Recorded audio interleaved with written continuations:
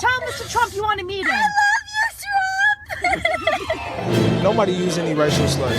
Nobody called me the N-word. It's microaggressions. He does not support Mexicans, not Jews, not Muslims, not blacks, no one but his own kind, the rich. When Trump says we'll lose our country, that's not just maybe he's being a little extreme.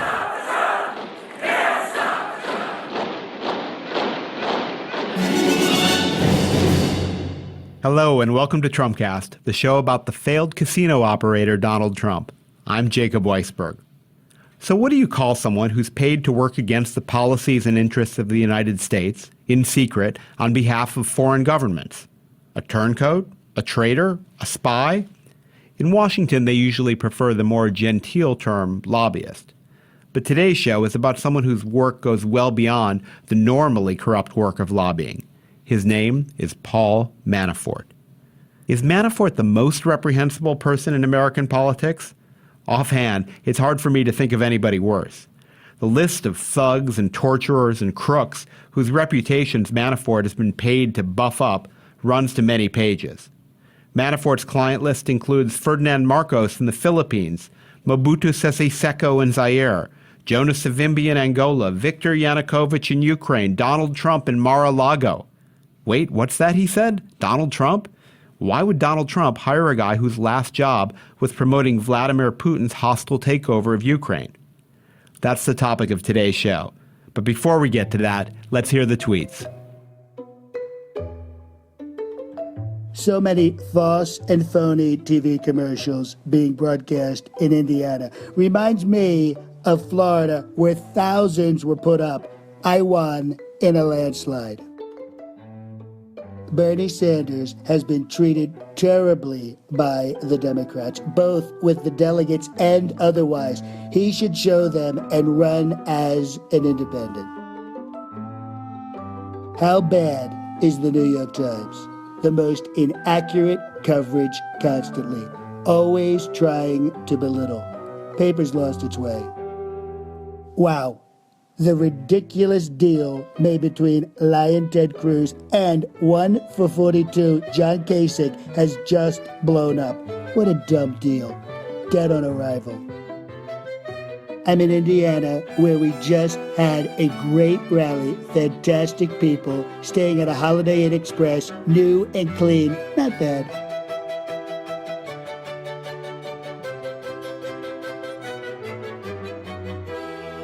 Frank Foer is the former editor of The New Republic and a frequent contributor to Slate. He wrote an investigative piece in Slate this week about Manafort. Frank, welcome to Trumpcast. Good to be here, Jake. Frank, in the intro, I listed some of the dictators Paul Manafort has worked for. Why is this guy such a good get for Donald Trump?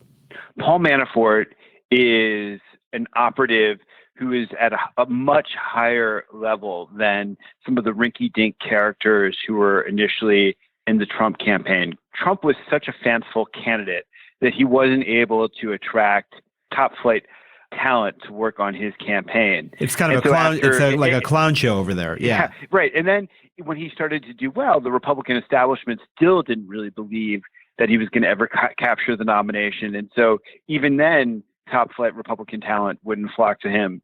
And so eventually he's able to get a hold of this Manafort character because Manafort has a very, very long association with Donald Trump. He represented Donald Trump as his lobbyist when Trump was trying to protect his Atlantic City casino interests from competition in the form of Indian gaming. And Manafort lives in Trump Tower. And so he needed a character like Manafort in order to help him impose the discipline that he needed on his ad spending and on the ground game that he has to build in all these states, as well as the accumulation of delegates in a potentially contested convention. And Manafort is a skilled operative who has a lot of experience dealing with all these many facets of campaigning. But as a lobbyist, Frank, Manafort was like known as the sleaziest of the sleazy, right? I mean, he's like the lobbyist for the damned, like the dictators, nobody else will work for in Washington. He represents. Yeah. He's not just a sleazy lobbyist. Those are a dime a dozen in Washington. He's somebody who is constantly reinventing the lobbying game to be ever more sleazy. So what did he do? I mean, who were clients that he represented that lobbyists with some compunctions? It's a sort of a funny thought, but might have turned down. Well, so like I said, he really specialized in representing the despots of the world. And so in the 1980s, he represented the likes of Ferdinand Marcos in the Philippines, all sorts of African dictators in Somalia and Kenya, Mobutu Sese Seko. He represented the Angolese rebel Jonas Savimbi, who was notorious for recklessly laying landmines all across his country. Savimbi would burn families alive who he believed were guilty of witchcraft. And what Manafort did so skillfully was that he would take these horrible creatures, he would get them booked on American television, and he would coach them to speak the language of the Cold War. And then he would take them through the byways of conservative Washington, and he would dress them up with just the right libertarian, anti-communist rhetoric. So somebody like Savimbi, who was really just such a monster, would come to Washington, and then he would talk about capitalism. And Savimbi was a trained Maoist. Yet when he would go to the Heritage Foundation or the American Enterprise Institute, he would get hailed as this great freedom fighter. We call that a pivot on the Trump campaign. Yeah, a pivot. He was professionalized.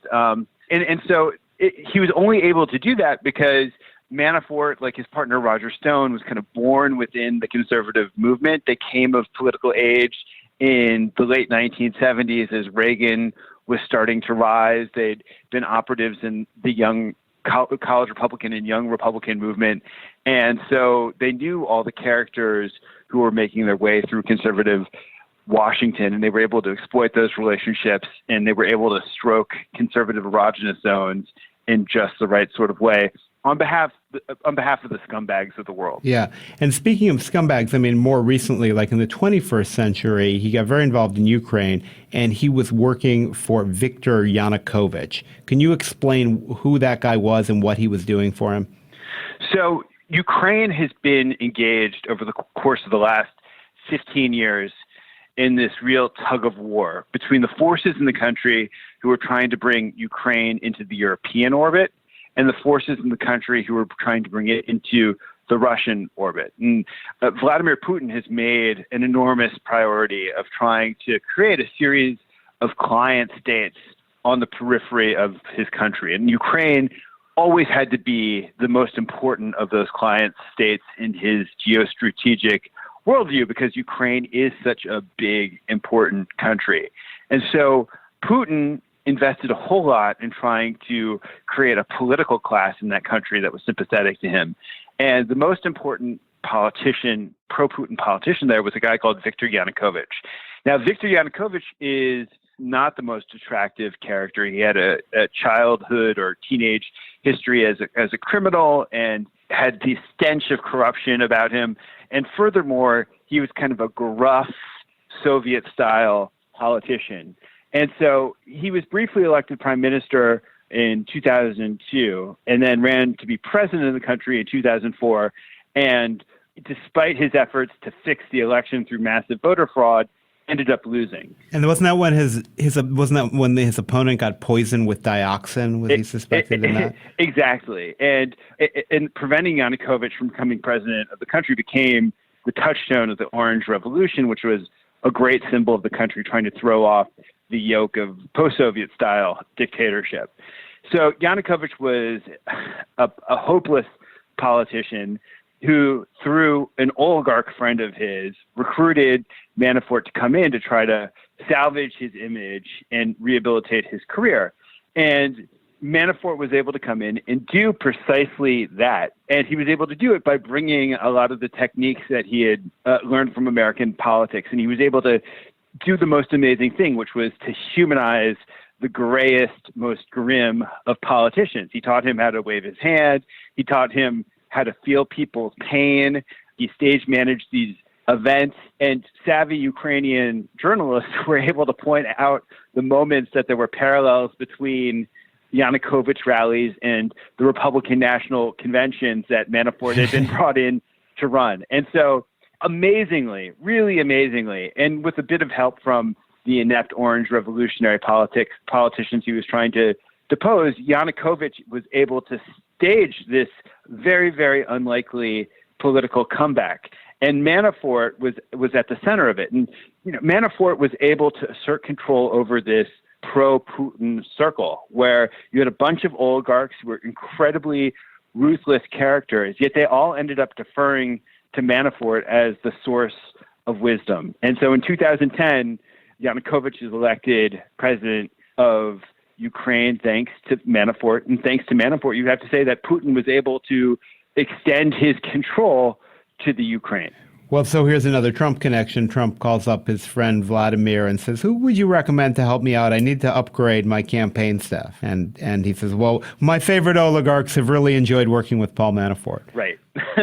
You say that facetiously, and we have no evidence to suggest that it's true yet. I mean, it really, there is this uncanny convergence that I think we need to treat really seriously, where Donald Trump has a long history of sucking up to Vladimir Putin, and he's ended up being surrounded by a series of advisors who come out of the Kremlin's orbit. So one of his other advisors is a guy called Carter Page, who was instrumental in Gazprom extending its business, and he's now among Trump's Russian advisors. And you have this guy Manafort, who's just spent a lot of time in the Putin world promoting Putin politicians. They're all friends. One of Manafort's friends is this oligarch called Oleg Deripaska. And in your piece, you have this story about Manafort basically ripping him off, getting him to invest this money, and then disappearing with it and going underground.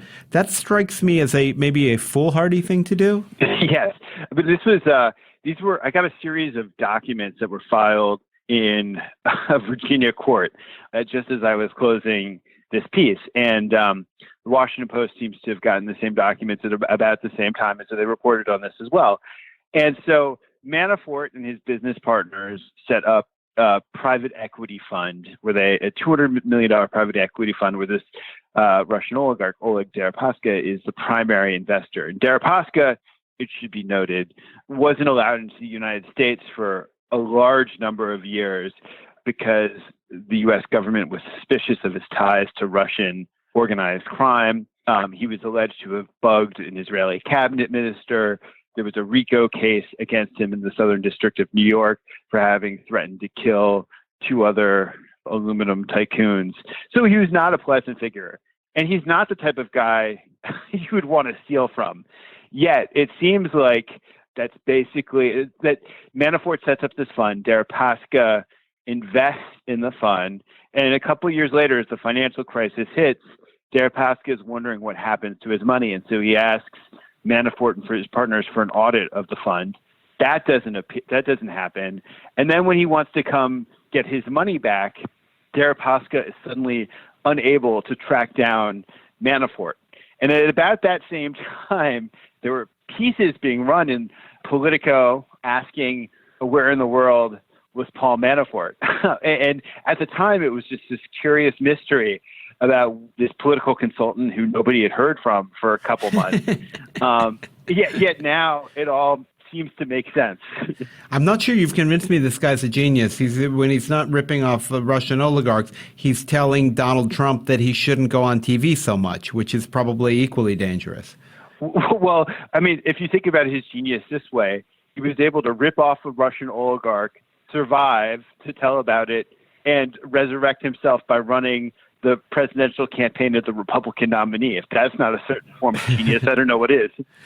So there's been conflict clearly inside the Trump campaign between Manafort and the old guard, Corey Lewandowski, who doesn't want the help from the Washington experts. What's happening, do you think? Who's gonna survive this episode of Celebrity Apprentice? Right. So if we do extend the reality show metaphor that you've just set up, I think that he's probably going to try to maintain a state of healthy competition between the two of those guys because A, he probably finds it entertaining, and B, it probably suits him to always have another advisor with an opposing point of view who he could gravitate to find affirmation for whatever principle, whatever strategy, whatever position he's craving affirmation for on that day of the week. Frank, thanks for joining me on Trumpcast today. Pleasure.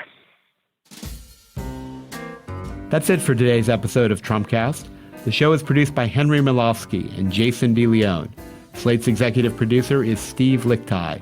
Andy Bowers is our chief content officer. Thanks as always to John DiDomenico, our voice of Donald Trump. And from The Daily Show, here's Black Donald Trump. I'm Jacob Weisberg. Thanks for tuning in to Trumpcast. 360, what's good? Man, if Megyn Kelly stopped talking about me on her show, her ratings would drop like a rock. Well, I gotta go, man. The beat about to drop. In every town. And now we've just been around long enough, and the town looks so much better. There are people who want to change things. And I thought, oh my gosh, that is so cool. Why can't we do that in my community and other communities everywhere? To make them better. My point to them is it can be better. It can be better than that. It'll be different. Or to protect things from getting worse. If you're a responsible person, you have to oppose things that are dumped right on your neighborhood, right in an area that you know about. I'm Rebecca Shear, inviting you to check out Placemakers, the podcast from Slate Magazine about the spaces we inhabit and the people who shape them. Subscribe now to Placemakers. You'll never look at your community the same way again.